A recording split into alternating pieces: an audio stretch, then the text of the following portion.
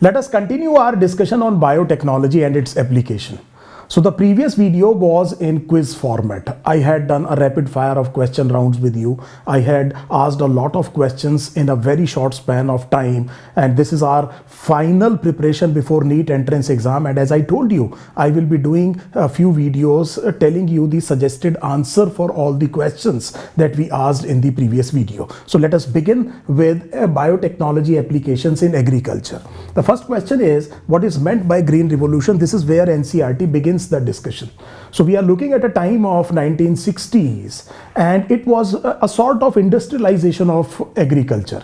So by the introduction of high yielding variety seeds, by modern farming techniques, the use of tractors, by using chemical pesticides, the yield of the crop plant was considerably increased and resulting in alleviation of hunger, or there was an attempt to alleviate hunger in India, Pakistan, Mexico, in these part of the world. And this thing specifically in the context of Indian subcontinent is called as the Green Revolution. So question number one, what were the contributions of Norman Borlaug and MS Swaminathan? So Norman Borlaug developed semi-dwarf variety of wheats at Mexico, and then it was his initiative, his effort, because of which these semi-dwarf high yielding varieties of wheat were introduced into regions like Mexico itself, India and Pakistan. And that is why he is also called as the father of Green Revolution. A sort of counterpart would be MS Swaminathan in India, and he was instrumental in making these crop better adapted to the Indian conditions, and therefore was a very, very important key figure in the success of Green Revolution in Indian context. So I hope this question is now also clear. What type of varieties of wheat and rice were introduced in India? So as I told you, high yielding varieties, the semi-dwarf varieties were introduced. Sonalika and Kalyan Sona were the varieties of the wheat, and the derivatives of IR8 and Taichung Nating 1 in rice. These were the varieties that were introduced in India. I hope you are getting all these answers now absolutely correctly. What is the advantage of plant introduction? Plant introduction basically means introducing a plant, which means growing a plant in a place where it is not normally grown. So you bring a plant from another country, grow it in some other country, you are introducing a plant. And this plant introduction contributes to the effectiveness of the germplasm and can be used in hybridization experiment. And an effective germplasm collection is the cornerstone for the success of a plant breeding experiment. I hope you are understanding the correlation between the strategies chapter and the applications of biotechnology. So what we have learned now, we are going to apply with the help of technology. This question should now be absolutely clear. What was the use of pesticides? Why was the use of pesticides a critical success factor for Green Revolution? So I will quote a figure of 2015. So 2015, I have figures where they say that because of the pest, the crop damage was to the tune of rupees 50,000 crores. And in pulses, especially on which we are heavily dependent, the loss in crop yield can be to the tune of 30%. Now these are very, very significant losses. Pest is something that damages the crop, and pesticide is something that kills the pest. And therefore, if the pest is an insecticide will be a pesticide that kills insects. Similarly, rodenticide will be a pesticide that kills rodents, and similarly fungicide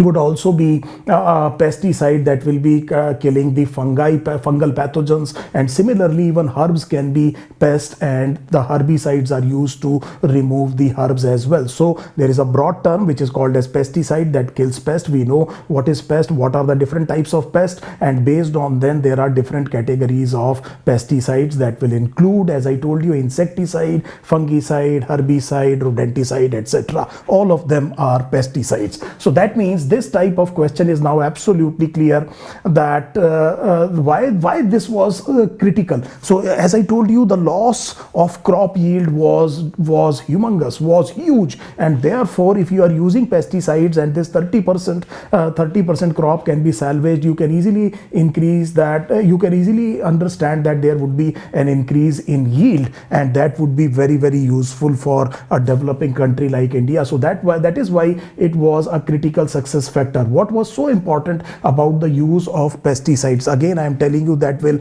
actually decrease the damage to the crops that are caused by the pest. What type of pesticides were employed? So the type of pesticides that were employed were chemical pesticides, and these chemical pesticides included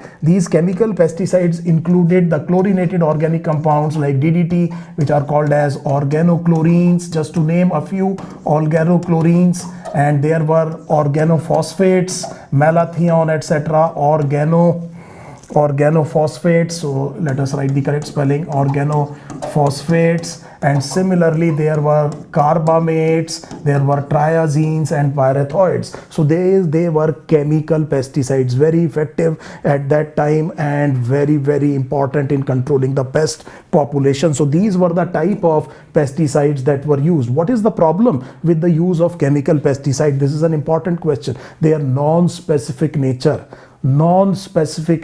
chemical pesticides. Say for example they can kill the useful insects that may be acting as pollinators in the ecosystem. So it is not necessary that they will be selective against only the pest. So just for example, there is an insect that is acting as a pest, so there are some harmful impacts in an ecosystem. There will be some useful insects as well. Because it is non-specific, it will be harming these useful insects as well. Moreover, it may harm the human beings, the people who are spraying the pesticides, and many of them are lipophilic and they undergo biomagnification. So you know the problem associated with the environmental pollution problem associated with the use of these chemical pesticides. And one more problem is that once you start using chemical pesticides, some of the population of the pest will be resistant to the dose that you are using. So every few years you will have to increase the dose, which is called as pesticide treadmill, and at very large doses you can easily understand the environmental pollution problem as well as the non-specificity problem will create a lot of burden. I hope now you understand that what is the problem of using these chemical pesticides. What is the easiest method? Now look at this question. Now just try to understand, we are asking about easiest. We are not saying best. We are not saying most effective. We are saying what is the easiest method by which you can increase the variation in the gene pool or germplasm of a population. The answer is hybridization. So you collect all the species, all the variants of the species of a particular genus, and you hybridize the plants among themselves and generate large number of progeny, and lot of recombination will take place, and therefore lot of variations can be unearthed. And this is how you actually increase the variations in the germplasm. Just to give you an idea, that what I am saying is that suppose you have just taking two loci, and let us look at a dihybrid cross. So this is Mendelian inheritance. You know that this simple cross can result in 9 different genotypes. So this can result in 9 different genotypes. So you are doing a simple hybridization, you have different recombinations, there are 9 possible genotypes, then you do hybridization amongst themselves, and obviously you can create a large number of variations. So that would be the easiest method of increasing the variation, and this type of thing is called as a conventional hybridization. You know about Mendel's experiment. You converted one plant into pistillate and you cross-pollinated this plant, generated F1, and then went on to generate F2 if possible by self-pollination. So you know what is cross-pollination, self-pollination, and this is what is hybridization, the conventional hybridization. So this is conventional hybridization. There is a crop plant which is actually good in yield, and you want to introduce a disease resistance in it. So this plant has good yield but is affected by a disease. You take another plant of the same species which may have disease resistance but may not be having good yield, and you do hybridization and get a progeny which has good yield as well as the disease resistance, which means you have improved the crop. So this is what is called as conventional hybridization. The limitation is that interspecific hybridization is not easy. So in some selected cases in plants, yes, interspecific hybridization can be done, but it is rare. So in higher organisms, interspecific hybridization is not easy. That puts a limit limitation. What happens that if in the germplasm the desired variation is not present, how do you do it? Then you create variations, and you can use, say for example, mutation breeding, if you remember the chapter on strategies, or you can do recombinant DNA technology. And recombinant DNA technology breaks the barrier of this interspecific hybridization. We know that the genes of the bacteria have been introduced into genetically modified or transgenic plants. I hope you have understood the answer to this question as well. Now moving further, let us see what are the other questions that we asked. How recombinant DNA technology helped you to overcome this limitation of conventional hybridization? We can precisely regulate the trait that we want to introduce, and it is not necessary that it must belong to the same species. This is what I have already told you. It is said that in future, any further increase in the crop yield, etc., will be because of recombinant DNA technology. See, what happened is that initially, just try to think this question. Initially, humans were hunter-gatherers, and then they started agriculture, and with agriculture came settled civilizations, and the culture began. So they were able to settle because of agriculture. So the initial endeavor to increase the food supply would be domestication of crop. So they came to know that yes, wheat can be eaten, so they actually started growing wheat under their influence itself. Will be called as domestication of wheat. Similarly, now they came to know about rice. They started growing rice. This would be domestication. But very soon they found out everything that can actually be eaten, and they domesticated it. Now further domestication was not possible. Then what was possible? That they started doing hybridization, the conventional hybridization, and try to see that what recombinant would be, what different combination of traits would be the best suited for us, and they started selecting them. And over hundreds of years they have been doing traditional hybridization. So in the available varieties, now further traditional hybridization is not possible. It has been done. These experiments have been done for centuries together, and therefore we know that now it is not possible to regenerate more recombinants with the available varieties in the gene pool. So what is the next step? So you go for recombinant DNA technology. That would be the thing in the future. Now, I hope you have got this question. Why do we not foresee? This is basically the same. And what is genetically modified organism? Is there any difference between genetically modified organism and transgenic, and are they same? Now, try to understand this. Genetically modified organism, any organism of which the genetics has been modified. It's a broad category.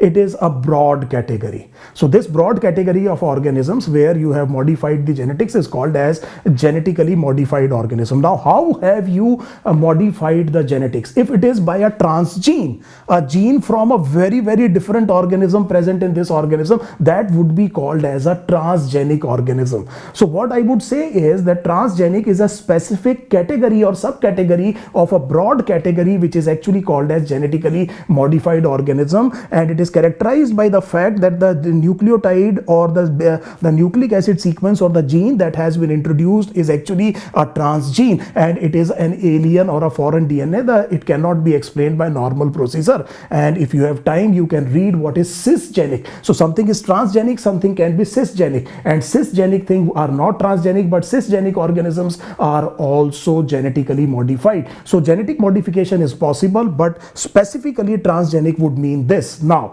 because you are reading these terms for the first time in your career, and the terms genetically modified organisms and transgenic are frequently synonymously used, and I don't have a problem, because at the level of need it is virtually used in the same sense. But now you know the exact nuance between the two. Keep it in mind. But generally you will see in your entrance exam that the terms are very frequently synonymously used. So now we know that what is the difference between GMO and transgenic. What is the use of conventional chemical pesticide? I have already told you. This would be non-specificity, the environmental pollution, and the biomagnification. All these type of problems, the pesticide treadmill, they are the problems that are associated with the conventional chemical pesticide. And why would bioinsecticide have the great advantage? So look at the word bioinsecticide. So this bioinsecticides tell you that it is a pesticide, it is actually an insecticide, and this is a living organism, and this is a living organism. So some living organism having some insecticidal properties would be called as a bioinsecticide. So this is very, very crucial, because the biological organisms will be producing very, very specific products, and therefore the non-specificity problem, that is the basic problem with the use of chemical pesticide, can be overcome by the use of bioinsecticides or biopesticide. Incidentally, the first bioinsecticide used was Bacillus thuringiensis. So I hope this is absolutely clear. Now we know what actually is a bioinsecticide. Now we already know what is pesticide, we know what is insecticide, we know herbicide is also a pesticide. This is all that we have. So question number 19, 20, 21, 22 and 23 have been answered. I hope, look at these questions, you know the precise answer to all these questions. Now moving on to this bacterium, there is a mistake here. You know that the generic name should be in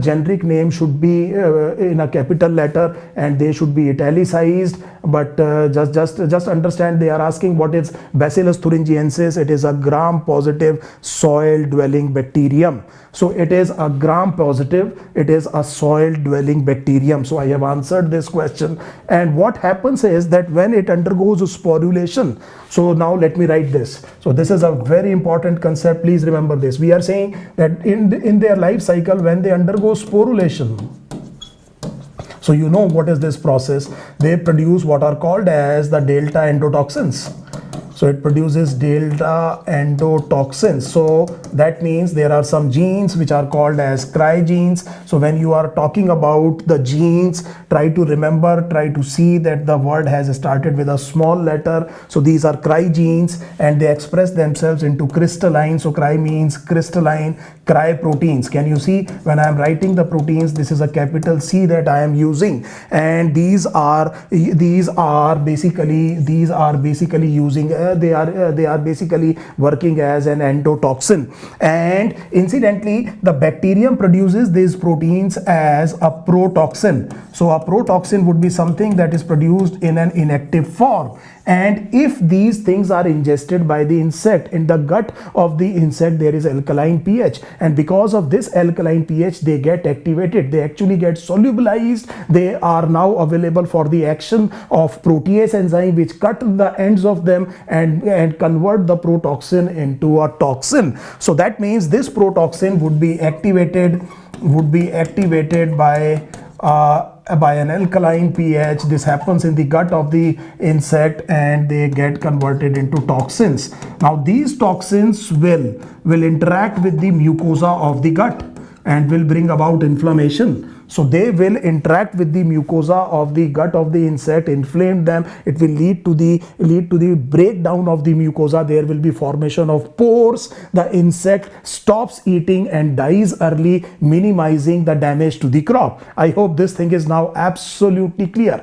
So what happens is, again I am telling you, toxins interact with mucosa, inflammation, there is breakdown of the mucosa, there are formation of pores, and the insect stops feeding and dies early. Dies early means minimizing the crop damage. This is a living organism product that you are using. So this is a bioinsecticide. It will be very, very specific in nature. So now we know about question number 25. Now we know what is 26, cry protein. We know what is cry gene. Again, a mistake here. It has to be a capital letter. What are delta endotoxins? What are protoxins? How are these activated? Against which order of insects are these proteins helpful or effective? Few of them are given in NCERT. Are you aware of them? Yes, Lepidopterans, Coleopterans, Dipterans, Hymenoptera. So all these orders of insects, against them they are actually effective. They are actually affected in some cases against some nematodes as well. So this is the line of NCERT where a question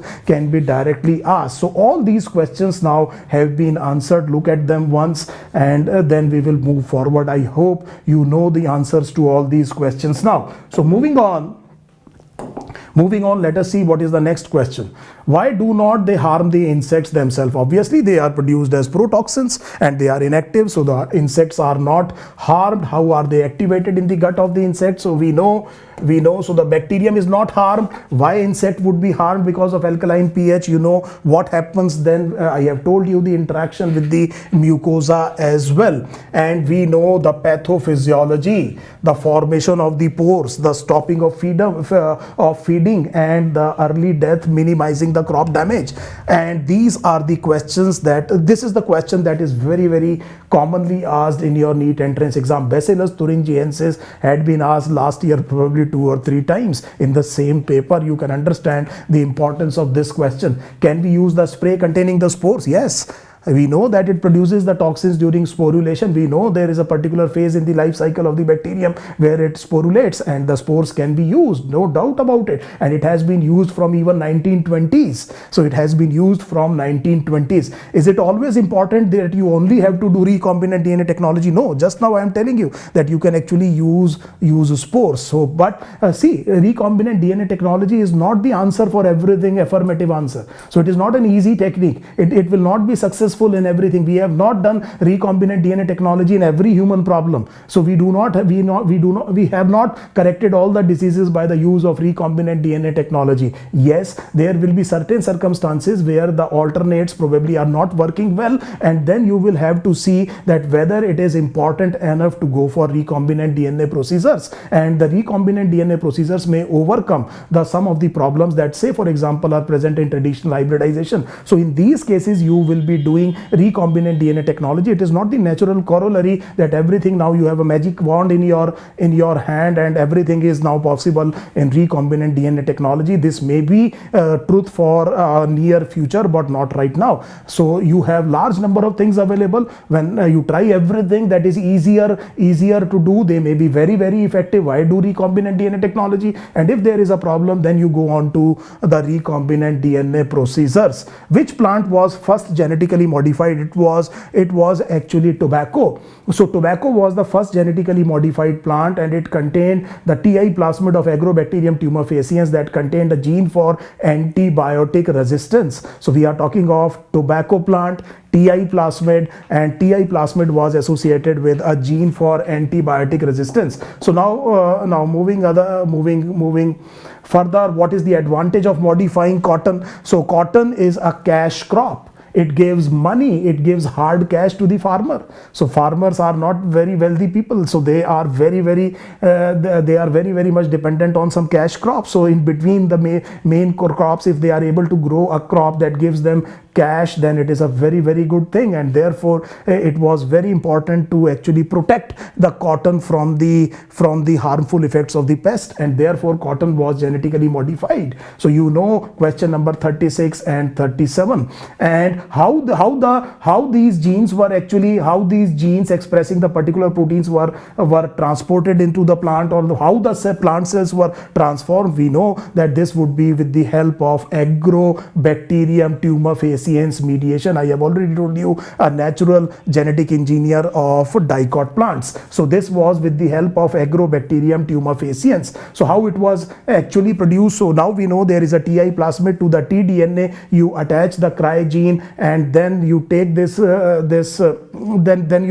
you transfer the recombinant DNA into Agrobacterium, infect the plant with Agrobacterium tumefaciens, and the bacteria will be able to transform the plant cell. So that is the basic thing. What type of genes will be activated against cotton bollworms and corn borer? So here there is a line that is given in your NCERT. So we will say that this is cry 1AC and cry 2AB for the first one.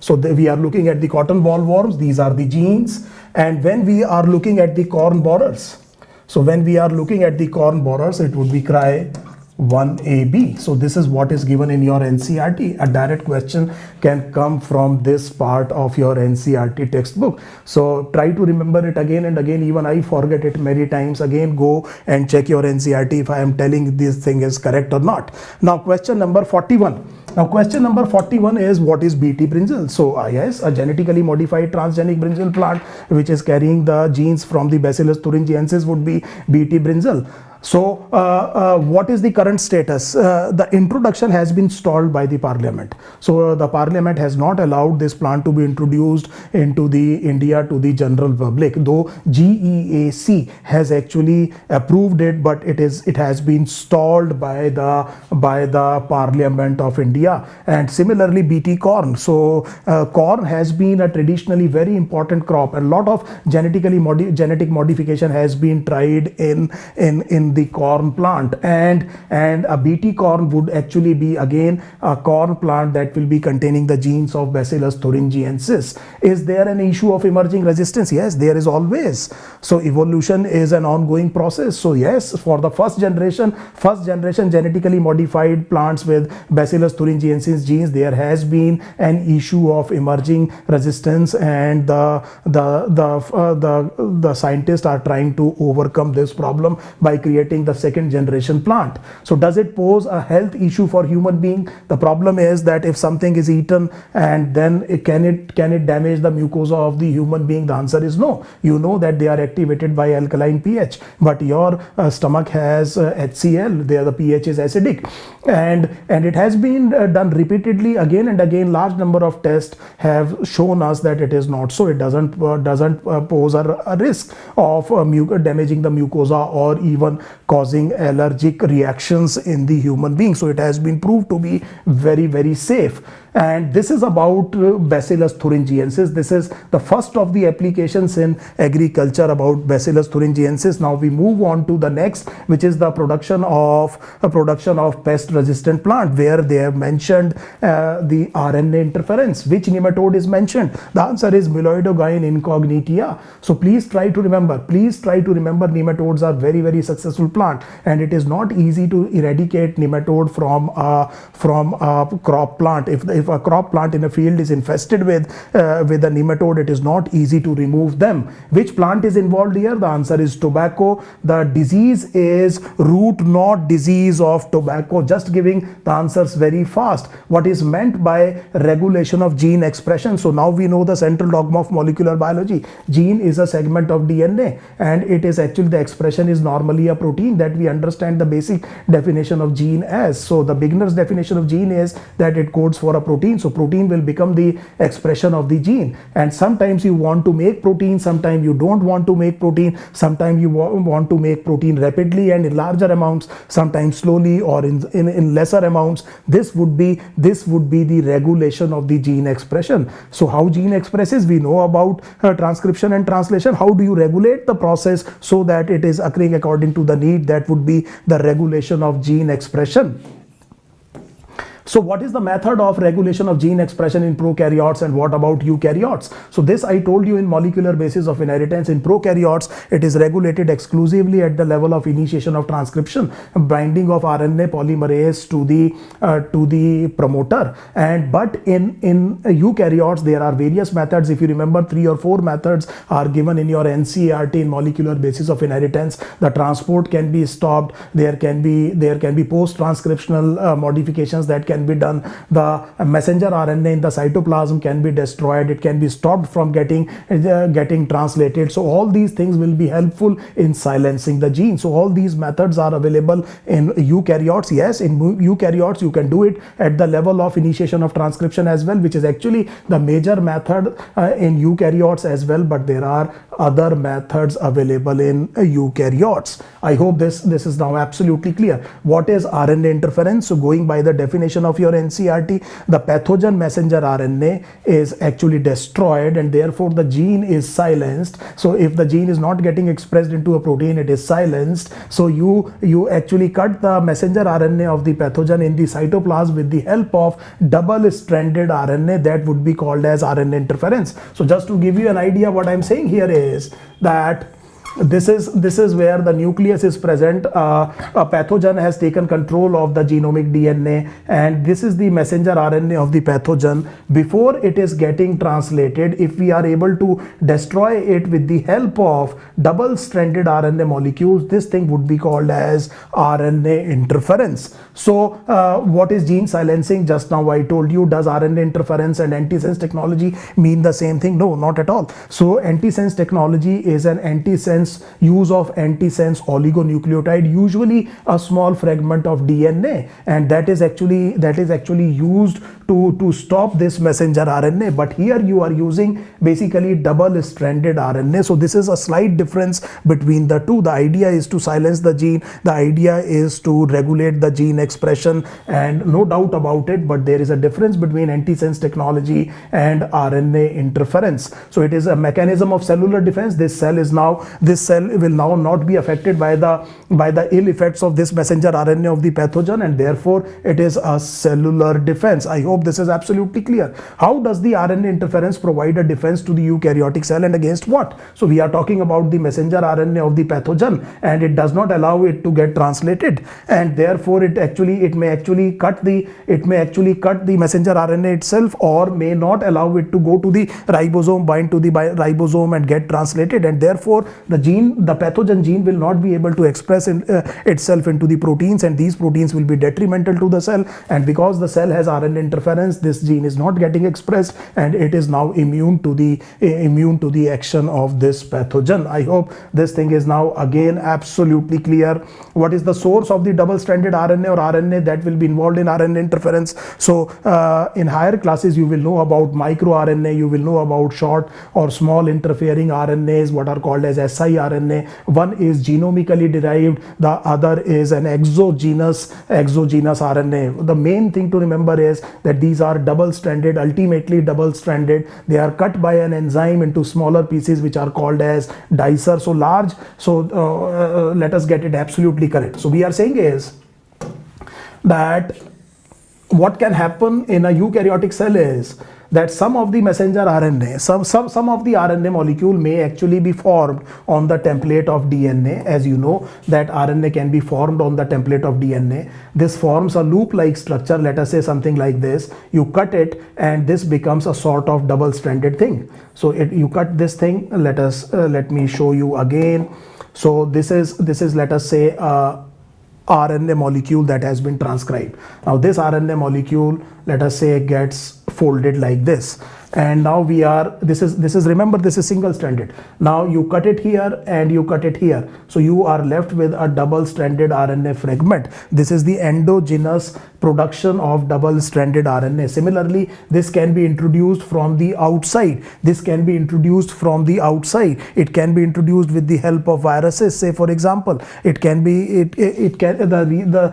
another source may be transposons, the elements that they shift their position in the genome of the population. Then in the cytoplasm there is an enzyme which is called as dicer. It cuts into smaller fragments, and these smaller fragments endogenously they would be called as microRNA, and they will be called as small interfering RNA. So dicer cuts the RNA strand, so it is an endoribonuclease. And another thing that is required in RNA interference is an RNA induced silencing complex. The RNA induced silencing complex will identify the double-stranded RNA that contains a complementary sequence to the messenger RNA of the pathogen that needs to be silenced, incorporates this guide strand into itself, and then hybridizes with the messenger RNA of the pathogen, and with an enzymatic component of RISC which is called as Argonaute, cleaves the messenger RNA and stops it from expressing. So you need not go into this detail, just try to remember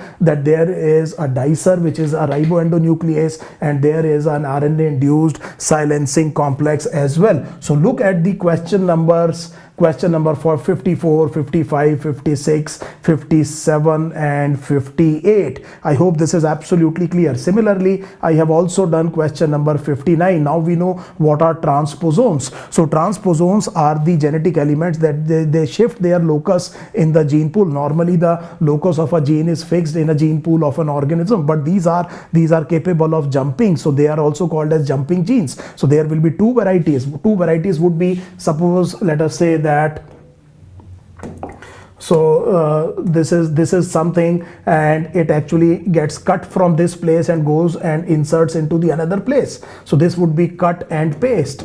And what can happen is that if this DNA is getting transcribed into a messenger RNA, then by the process of reverse transcriptase, you make a complementary DNA that gets inserted into another place, leaving one copy here, and the another copy is inserted at the another place. That would be called as a copy and paste. And this copy and paste thing would be called as a retrotransposon. And these mobile genetic elements, they were actually discovered by Barbara McClintock, and she got Nobel Prize for this, and they are DSDY elements in maize plant. So all these things that I am telling you, just try to remember them. How is the infestation of these nematodes controlled in the plant we are talking about? So using agrobacterium vectors, you deliver nematode specific DNA.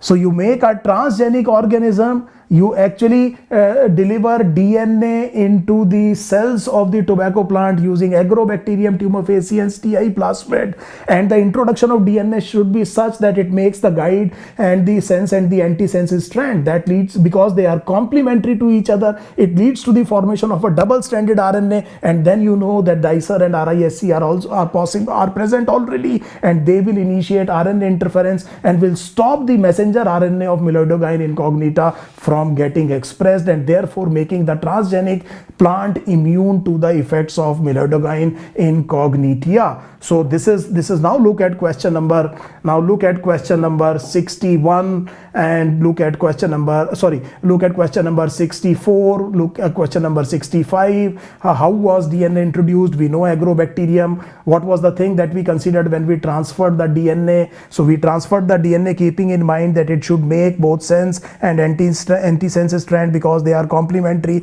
They will lead to the formation of double-stranded RNA, and that will initiate the RNA interference. And then therefore we know that how actually it will be immune to the function of the nematode, infection of the nematode. So nematode messenger RNA is not going to be expressed, and the plant will be spared from the ill effects of the infection or infestation by the nematode. So hidden hunger,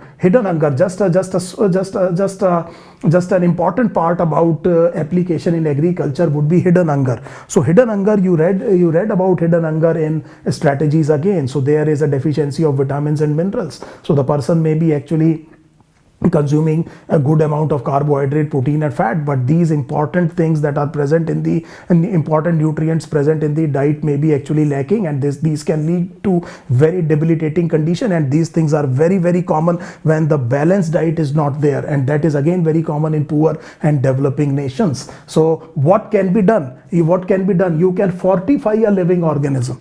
So that means something which is eaten by the population, that living plant is fortified. So you are adding these nutrients to the common food. So you are adding this nutrient to a common food. They will be asking you about golden rice. So golden rice contains a precursor of vitamin A, beta carotene, and therefore it is called as golden rice. The idea is to overcome vitamin A deficiency. So this is not adulteration. So adulteration is adding something with a nefarious design, what in Hindi is called as milavat. This is adding the nutritional value. This is called as biofortification. And the very famous example, a very, very commonly asked question is about golden rice. So I hope this is now absolutely clear. Why do you want to produce the herbicide resistant plant? Now this is the final question that we will be taking here. You can see 72, 73 and 74 are the questions based on the same thing. It is written in the initial part of your NCERT, where they have enumerated some of the advantages of biotechnology's application in agriculture, where they actually mention about drought resistance, and in one paragraph, one sentence, they actually mention about the resistance to the herbicide. Now Now this is so let me take a different color. So this is a field where a crop is growing. So a farmer is growing a crop and finds that there are some herbs, and these are the weeds. So herbs are the weeds, and the problem is that they are also plant, and therefore they are utilizing the same nutrients from the soil that the crop needs. And if you are using a herbicide, and this herbicide actually kills herb is a plant, so again it will be, because non-specific nature, it will be killing the crop plant as well, because crops are also plants. So if a herbicide is acting on, say for example, a photosystem, so it will not selectively destroy only the herbs, it will actually destroy the plants as well, and that would be a problem. So the only solution in the initial years was the use of manual labor. So the farmer had to dig out the herbs from the soil and manually remove them, and that was very labor intensive process, time consuming process. What happens if you make this plant genetically modified and resistant to the effects of herbicide? Then you can actually use herbicide. It will not kill the crop plant, it will kill only the herbicides. I hope this thing is now absolutely clear. And glyphosate was a herbicide that was actually made by a company which is called as Monsanto, and therefore you can understand why this herbicide resistance is a desirable trait in certain situations in transgenic plant, because it alleviates the need of manual labor for removing the weeds. So these are the possible questions from biotechnology and its application in agriculture. So I will strongly advise you to look at the NCERT once again, and I hope that if you have understood these questions and answer, so the question would be very easy for you to attempt in your NEET entrance exam.